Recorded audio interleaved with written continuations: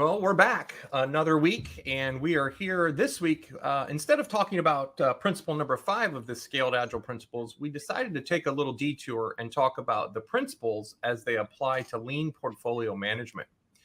And so I guess first we should probably define what is lean portfolio management. Chris, do you want to take a shot at that?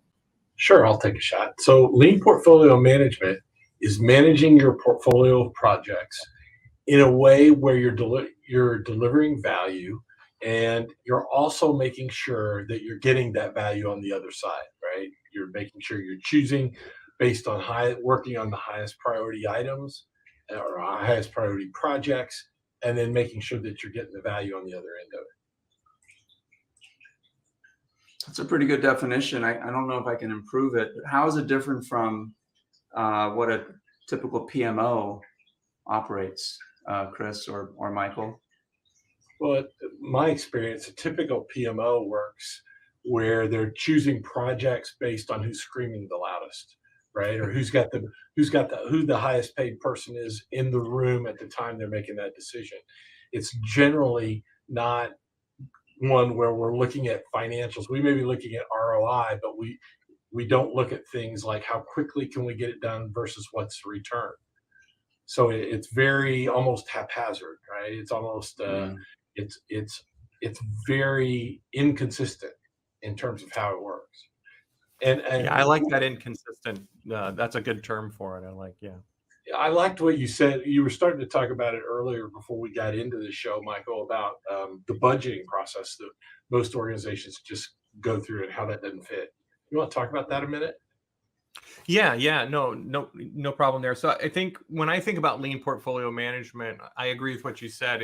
It's inconsistent with everything else that we need to really manage, a portfolio. When you think about lean portfolio management, a portfolio is a collection of teams, hopefully stable teams that can do exactly what you said, field a project or whatever is the right thing to work on, that piece of work or bundle of work, and then deliver it. And I think if we just use project management, it stops right there. I mean, there's a lot of different parts, phase gating, all the things that go into an SDLC platform, very different than Agile. Lean portfolio management, I think, brings it all together, right? When you start thinking about budget is a great example. Annual budgeting works ish if you're doing some project focused type funding for your teams and the projects that you're trying to do. But where that really breaks down is the ability to react to what you're learning along the way, right? And so you've got all these teams and programs within this portfolio.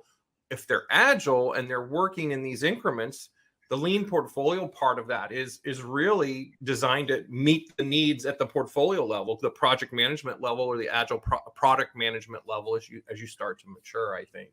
And I think that's a big part of it. You can see on the screen here, the traditional approach on the left, the lean agile approach on the right, and LPM or lean portfolio management is meant to bring all that together, I think. Yeah, I think that's what makes it lean, right? Is that you're focused on the things that provide the most value to the organization. Where in traditional PMO, it's really a funding project, and so you end up having lots of projects that are competing for this a finite set of resources or people to do the work, and that results in a lot of delay, right? Because you have so many things that are in flight that the things that are of most value may not get done, when they need to get done. And that goes right to the principles, right? If you think about that, there's so much things in flight. Which principle do we rely on to help pull us away from that thinking? It's, the limit WIP, right? Manage queue lengths in the SAFe principles. That's a great one to call out. I know before we were all talking about which principles did we want to speak on. That highlights that very clearly.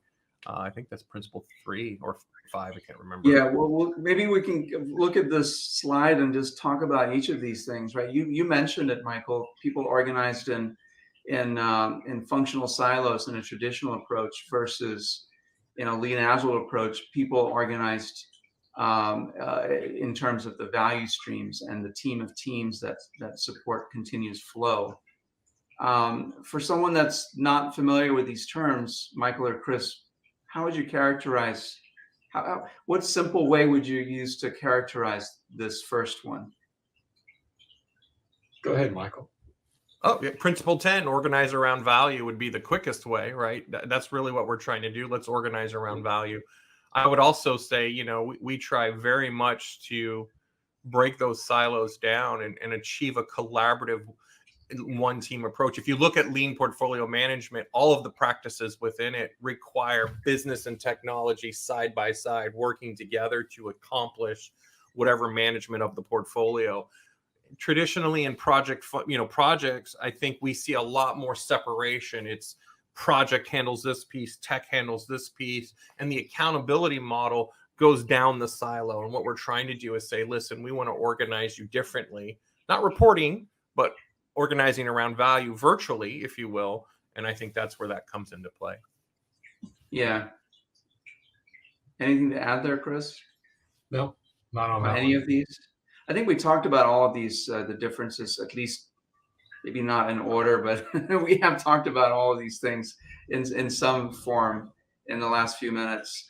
So maybe go ahead. The one thing I would just add, right, is number 3, right, where it's keep your options open. And it's not really talked about here, but assume variability, preserve your options, right? It is, just going through the budget cycle, we saw a lot of folks where they go out and they start out with great intentions back in September of last year. And what happens is after they get their initial budget, then it's cut, right? And they keep doing that. And what is amazing to me is when you're working in businesses where they are, in one of my customers' case, they acknowledge they're behind the competition. They're trying to get caught up, and they cut the budget. And it's like, how do you expect to catch up if you're cutting the budget, right? In this area, you need to get back up in it. And they also, the thing is, that process of narrowing our budget down typically it means we're not going to do this or we're not going to do that. And they don't think about preserving their options. And lean portfolio management helps you do that by considering where you're at on your budget horizon for the project. What do you really need now? What stage is it in? How much are we going to invest in each one of the stages as projects flow through that lean portfolio management flow, right? And trying to make sure that we're investing the right amount of money at the right time. And we're prioritizing too, right? It's not a matter of we're going to cut 10%. It shouldn't be a matter of we're going to cut 10% across the board. You get cut to a point where you don't get anything done, right? And that's why I think that one is lean portfolio management really, I think, helps keep that in mind of rather than just cutting everything across the board, let's figure out what we're going to do and and stop. Maybe we're not doing too many things. Maybe we need to do less. It's really interesting. Oh, go ahead. Sorry, Kumar. Yeah, I was just going to say that sounds like more like 6, visualize, limit, work in progress at the portfolio level, Chris. Good. Yeah. Because you think about a portfolio and you think about the work that a portfolio manager or people that are involved in portfolio management are meant to do is they have a queue of projects or work that needs to get done, and it's about prioritizing the most valuable work and limiting how many of these big things are in the queue, because if you have too many, it's going to clog it up, and the downstream effects of that are going to be felt by everyone in the organization, right? Because if you have 100 projects that are in flight and you have only the capacity to do 50 at any given time, that means that people are going to be multitasking, trying to do 100 things and not getting maybe even 50 of them done because they're going back and forth trying to get these 100 things done in the fiscal year or whatever it is. So I feel like maybe it does activate 3, but it also more so activates 6. Yeah, I don't disagree. Now that you bring that up, I don't disagree. I think that is a better one.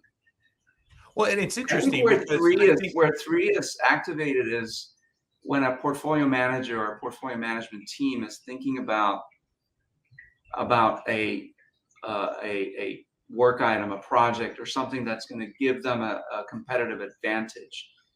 but they may not know exactly how to go about it. So the work is whatever the work is, the project is whatever that is, and in decomposing that work, maybe further downstream from the portfolio, they decide that they need to preserve many ways to achieve this result because they don't know which way is going to be the best way to do it. So it may not be a direct application to lean portfolio management, but there is downstream effects for sure.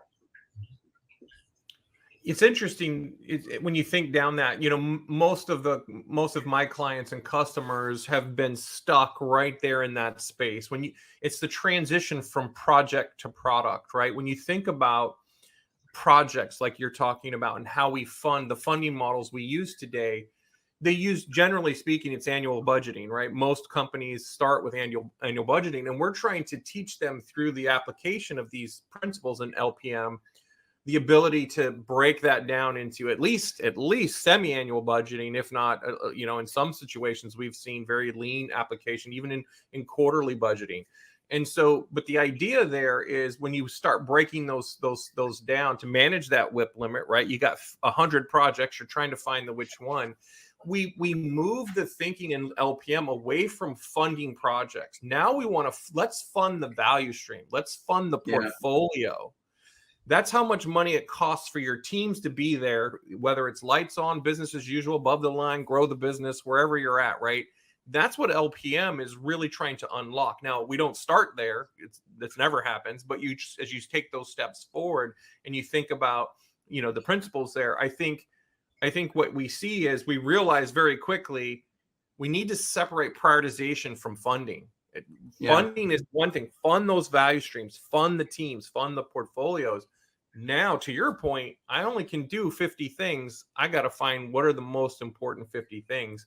And that's where especially number 6 comes in. When we start, I got 100 items. I got to figure this limit WIP and reduce those batch sizes. You'll see that at that LPM. And I think 6 and 1 go hand in hand with lean portfolio management. So as you start to limit work in progress and prioritize, you're doing that prioritization based on taking an economic view, taking a view of what's going to give our company and the most value, the most impact from a financial standpoint, bottom line, top line, whatever it might be, and it's going to have the greatest impact on our customers, right? So that taking that economic view, I think, is a clear sort of check. Hey, portfolio management, lean portfolio management definitely checks that one.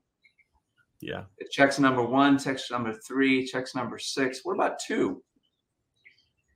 Yeah, I think, well, at the portfolio level, once again, you're looking at all those teams of teams, right, that are out there. And you have to look at not only the teams of teams that are doing the project work, right, the delivery work. You got to look at their shared services model as well, and understand and their operations model, right? You've got to step back and say, I need to apply some systems thinking. All of these critical pieces and parts. Are they on the same island, so to speak? Are they in a value stream or something like that where they're going to be able to support one another and prioritize them together? And so LPM is really intended to, before the work is committed, right? This is prior to the delivery teams actually committing to the work.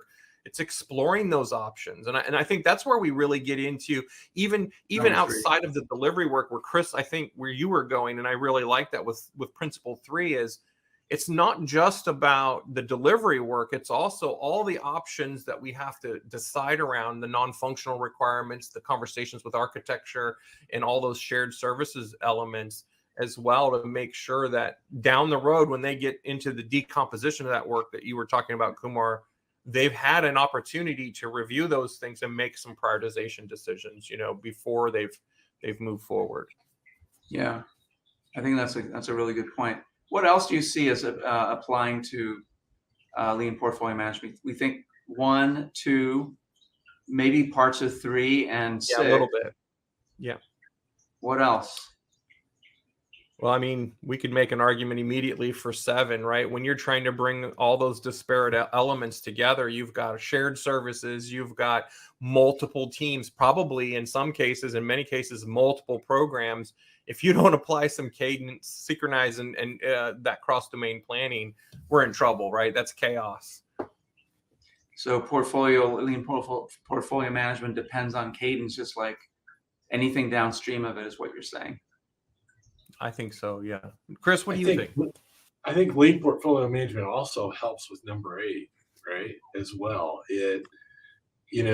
There's nothing more demoralizing than to work on a project and start out the year and you're gonna, it's this big, and now it's cut back to this big. The outcomes that they want didn't change, the date didn't change, but yet the work, we limited the resources we've got to do that. And I think one of the benefits of lean portfolio management is that you can start doing that. You can start looking at how do we not overcommit the organization. Organizations have a certain size limit, right? Just by their nature. They can only assume, even if you throw more money at them and more resources, a lot of organizations can only get so much done in a given year. And that is very demoralizing, that you go into the year thinking you're going to get something, and halfway through you figure out, whoops, not going to get that, right? And that impacts not only the employees and the knowledge workers, but it impacts the stakeholders who we've said, oh yeah, we're going to do this year. And then, 4 months in, we're saying, oh, sorry, we don't have the money for that. And what happens then, right? Then next year when you say, well, we're going to do it again, they're going, yeah, right. Here go the IT guys again. They're not going to get this done, right? So I agree. I just think you could make an argument for all of these principles as being either directly or indirectly affected by lean portfolio management. Yeah. Yes. Well, So, LPM has to rely on them. LPM has to rely on, whether this is a direct application to lean portfolio management, any principle, it's relying on the organization that it supports, the portfolio beneath it, that they're using these principles in order for the LPM to be successful, at all. I think. Yeah, to me, I think a direct manifestation of lean portfolio management is organizing around value. That is a clear one. Along with number 1, taking an economic view. So you put those two things together. That's like, okay, what has the most value, and how do we organize our people around the most value, and deliver that most value to our customers. I don't want to take this longer, right? But if I could I'm going to play devil's advocate for just a minute. I'm a portfolio manager, and I do take an economic view, right? I've got a business case that's put together, and I have an ROI that is on that business case, and then we make the judgment based on that business case. So what's different about lean portfolio management? That's a good one, man. That's a good one. I would immediately run and hide behind cost of delay first. So when you're comparing those business cases, right? Because you're right. That's a good devil's advocate position. I would run behind and say, okay, I've got more than one business case. I've got 10. What's the cost of delay, so we can prioritize, right? When I think about taking economic view, and that's where they would take you, I would absolutely run over there. Kumar, what about you? Yeah, absolutely. And I think it's about limiting work in progress, right? So taking an economic view is about understanding the cost of delay between these 10 portfolio items that have significant impact to the company's bottom line or top line. But they're not all the same, and you can't do them all. So it's utilizing your budget for that value stream to the best effect. So you have $10 million to spend in the year on this value stream. How are you going to best utilize that $10 million, the investments you make, to get the best bang for your buck, the biggest return for your buck? Yeah. The analogy I use when I'm teaching is that, or facilitating classes, is you're going to the grocery store, you're going to buy groceries for the week, and you got $40. Right now, you could go out and buy a 6-pack of beer and a nice big steak, and you could blow your $40 on that, right? Or you could go through and buy some, you could take a more practical approach and buy some eggs and buy some lunch meat and maybe some chicken, right? Maybe you buy a little bitty steak, right? You don't buy a big one, and maybe you buy Maybe you buy Pabst Blue Ribbon beer as opposed to buying a craft beer, right? We make those decisions in our life. And I think to your point, Kumar, we need to make those as a business, right? We need to understand that we've got to do that and consider that and not go in and say, I'm going to spend every penny I've got as well, right? Because invariably, right, something's going to happen and we're not going to be able to do, we keep beating on that horse of you can't get everything done. Well, a lot of times we can't even get done what we plan, right? So why are we filling our plan up and using budget planning to spend every single last nickel, right? Let's plan on spending 80% and see what happens, right? And then we can adjust as we go later in the year. So I think I love the idea of LPM. I wish it would resonate more with organizations and they take a view of that, because it really can help them in terms of not so much making, I mean, it's important making a decision, but you're also going to get people on the same page, right? You're all going to be talking about the same thing and having a conversation versus my projects versus Kumar's projects versus Michael's. Yeah, there's that's I think the mentality that we're trying to shift from, right? This competitive, portfolio managers sort of vying for their portion of the pie, the budgets that they have and the projects that they manage. And so now it's a competitive sort of environment to get their projects in the queue, rather than looking at the value stream and looking at the products that are in that value stream, supporting the customers that fund that value stream. Ultimately, it's the customers that fund it, and investing whatever the money is that you have to invest into the most valuable things to build towards for that year, for that 6 months, or for that quarter, whatever it might be. And I really love the idea, Chris, about reserving some of that. Like, you don't invest at all. That's just like what we tell our teams. Just you want to reserve some slack in your capacity. I think we want to do that at an organizational level as well. And the best way to do that is not to allocate the entire budget to the work, because we don't know what we don't know until we start building these things and we discover what we don't know. And so when we think something might be a $2 million project, it might be more than that. It might be less than that. We just don't know. We don't know what the MVP might end up being. It might be more or less than what we thought. Right. Whenever I look at these principles, especially these days, and I'm going to give feedback to Scaled here very shortly. When we talk about LPM and you think about, okay, I'm going to apply LPM. We're going to install an LPM adoption in an organization.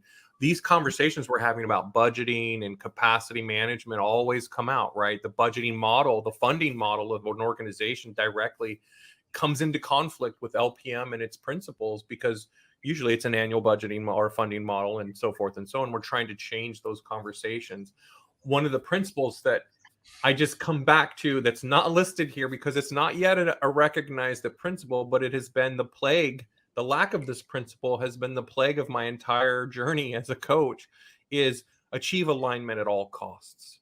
When you think about business and technology at an LPM function, especially, it really comes out. You've got to have technology leadership and business leadership at every level, even outside of the LPM structure, above the LPM structure, the enterprise level, senior officers, all the way down into your delivery teams.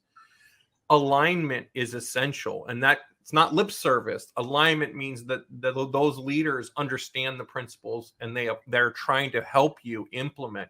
When you get into conversations around, I want to change, how we do funding, or is an annual business line or an annual business model sufficient? You need alignment, and you need really alignment for everything we do. I think it needs to be a principle myself, but when you start talking about LPM, definitely we've got to get that alignment. That's a good point. Yeah. You said you've suggested this? Not yet. It might be a white paper soon. It's something that I've been especially in my current world, banging my head on quite loudly. We're probably about 50 or 60% of the way into a full LPM adoption in my current client. And, alignment is hitting us really hard right now. Yeah. So, that's just something that stands out there.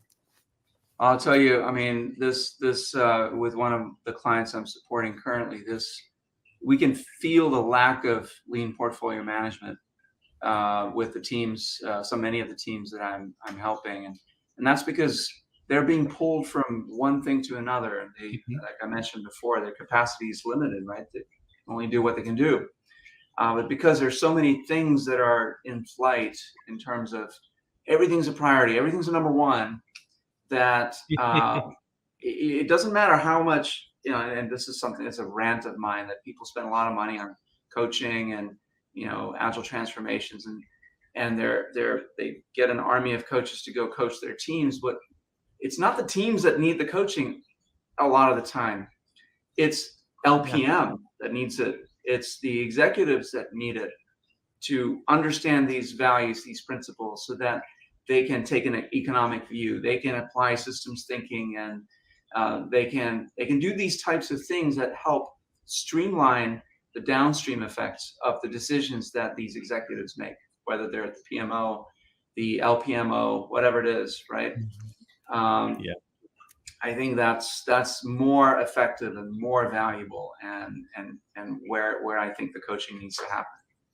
It's interesting you bring that up, but it's interesting you bring that up, because just recently it has affected me from the standpoint that, as I've coached and pushed and tried to partner with and work with a client, the thing that keeps coming back, that keeps forcing them back into that annual cycle, is shareholders, right? Publicly traded companies, shareholders, we got to produce on a quarterly basis. We've got to give advice on what we're going to do this year, blah, blah, blah, blah, blah, blah, blah, blah, blah. And everything is done under the name of that, right? And the people that we're at, it's kind of interesting you talked about that, because the people that I've been working with that we're trying to get to move to an LPM type model,